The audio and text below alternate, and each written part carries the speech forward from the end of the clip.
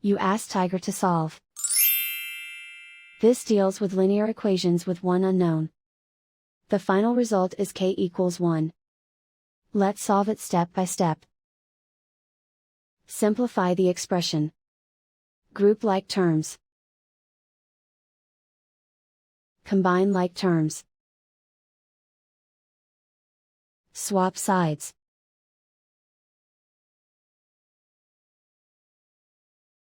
Group all constants on the right side of the equation. Subtract 1 from both sides. Simplify the arithmetic.